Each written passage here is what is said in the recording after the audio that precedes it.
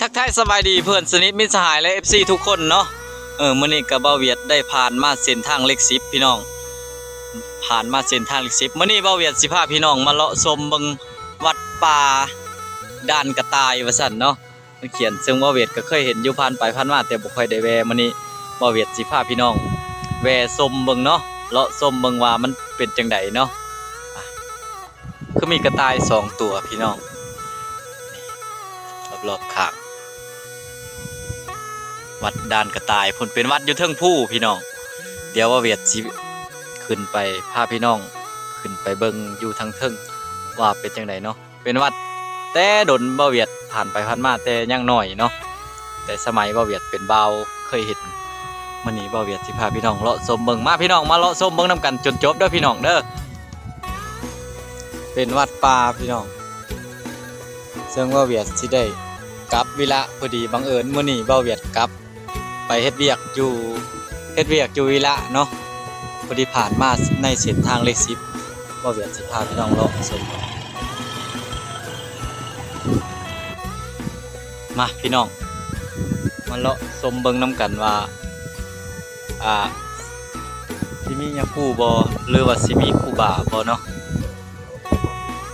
นี่คือทีมงานซุมเฮาพี่น้องทีมงานซุมเฮาสิกลับวิระ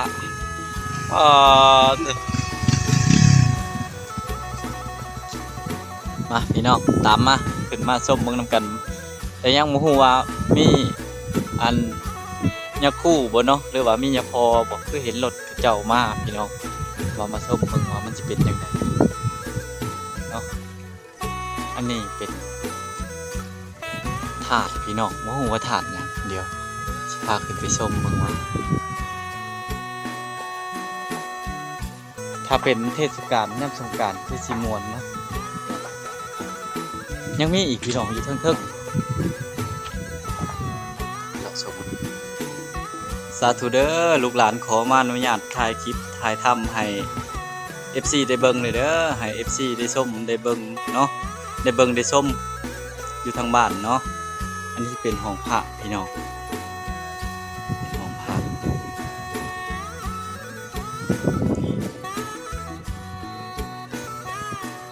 เดี๋ยวสิพายางเลาะขึ้นไปโอ้ยพี่น้องคือได้ยินเสียงไปสาธุเด้อลูกหลานบ่ได้มาลบหลู่แต่ยังใดเด้อก็มาถ่ายคลิปหรือว่าถ่ายทำให้คนอยู่ทางบ้านได้รับชมรับเบิ่งนํกันเนาะว่าเป็นหยังอยู่ทางเทิงว่าเป็นอ่างน้ำบ่เป็นอ่างน้ำหรือเป็นหาดพี่น้องมาเบิ่งกันพี่น้องเพิ่นหากำลังสร้างแต่ว่าบ่ฮู้ว่าเพิ่นสร้างอีหยังหลังใหญ่แท้เด้อพี่น้องยังบ่ทันแล้ว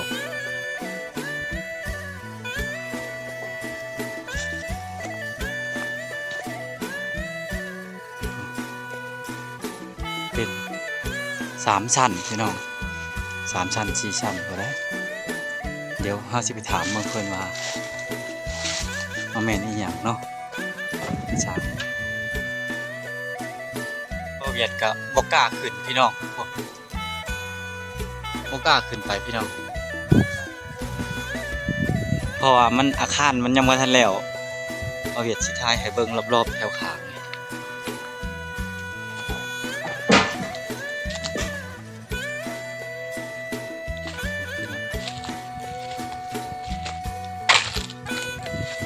เอาอยู่ทางพุ่นเป็นกุฏิบ่หลวงพ่อ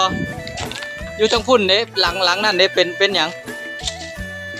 กุฏิบ่มีอีกพี่น้องอยู่พุ่นกัน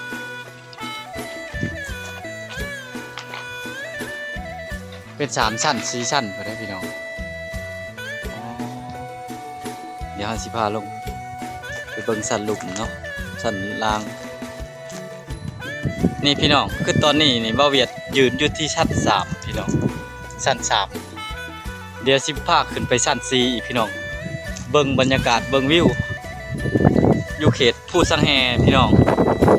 ทางเลข10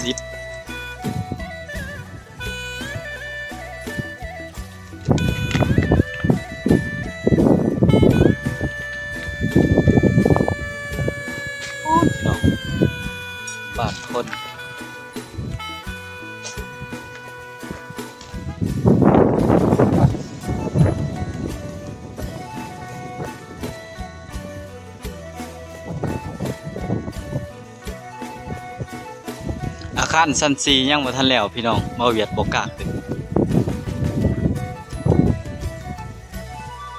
อันนี้คืออาคารชั้นล่างพี่น้องชั้นทำอิฐบ่ธรรมดาพี่น้องเดี๋ยวสิพาพี่น้องมาเลาะชมเบิ่งว่าเพิ่นรอพระพุทธรูปหน่อยพี่น้อง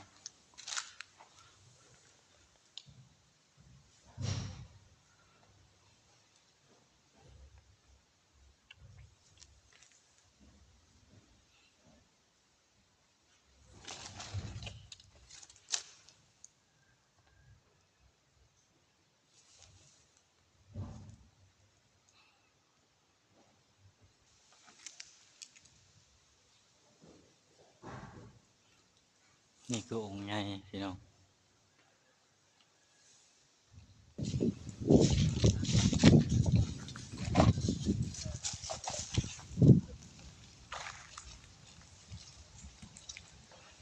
อันนี้เป็นห้องน้ำพี่น้องเป็นห้องน้ำได้นี่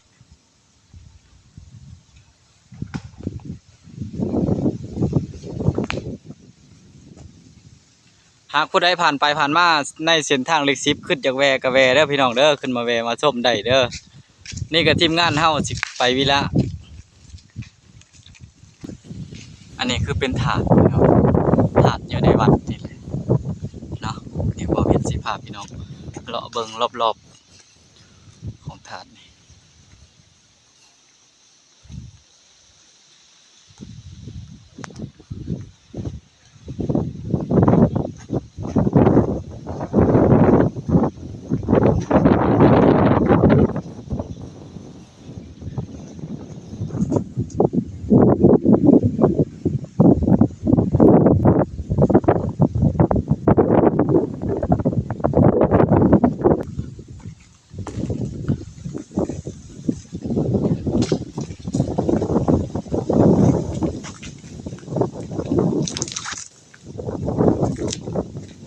อันนี้เพิ่นเอิ้นพระ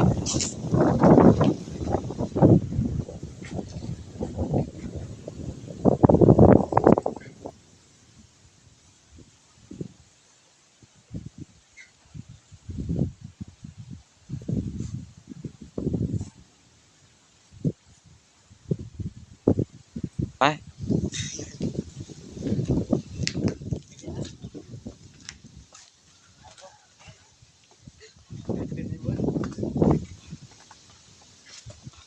เดี๋ยวสิพาเลาะชมเบิ่งให้มันสุดพี่น้องว่าเป็นจังไดเนาะยินลงมาพี่ก่อน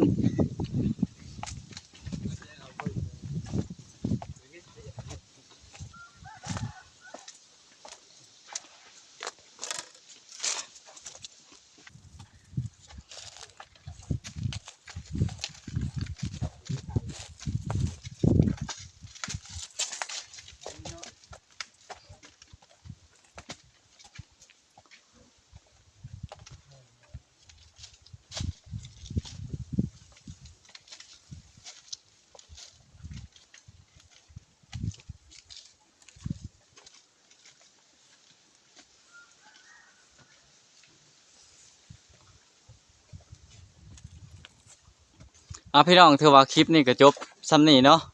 ถือว่าขอบใจที่เขามารับชมขอบใจทุกคนที่เขามารับชมและก็ทุกคอมเมนต์เนาะที่เขามาชมและมาแชร์ขอให้ทุกคนอยู่ดีไม่แห้งเด้อสุขภาพเข้มแข็งเงินไหลน่องทองไหลมาดอลลาร์ไหลเข้าเด้อสาธุ